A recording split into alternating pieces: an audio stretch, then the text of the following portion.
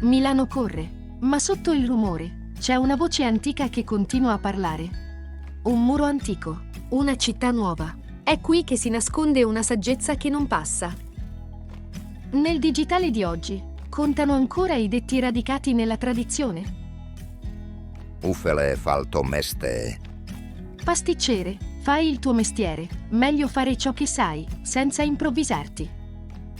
Questi proverbi nascono in Lombardia, terra pratica, concreta, piena di memoria. Sono sempre state regole di sopravvivenza, lavoro, famiglia, pazienza.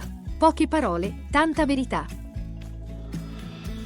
E molte di queste parole e idee sono entrate nella cultura di tutti, in Italia e anche oltre confine. Al bar lo vedi subito. Chi ga tort, el vusa sempre più se fort. Quello che alza la voce è nel torto. In casa, Na ca senza un vec, leme na ca senza il tec. un anziano in casa è un tetto di saggezza. Al lavoro, Fa e desfa, l'è tutto un laura. se non pianifichi bene le cose, poi devi rifarle. Sono corti e potenti, comprimono anni di vita in una frase che ti resta addosso. E ci uniscono, stessi gesti, stessi modi di dire, stessa memoria, anche senza accorgercene.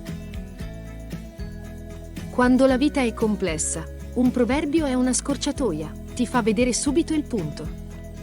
Ora tocca a te. Se ti va, scrivi nei commenti il proverbio che senti più spesso, in casa o al bar, magari nella tua lingua regionale.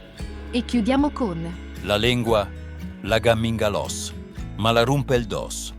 la lingua non ha ossa, ma può spezzare la schiena. Ecco perché i proverbi sopravvivono, dicono il vero.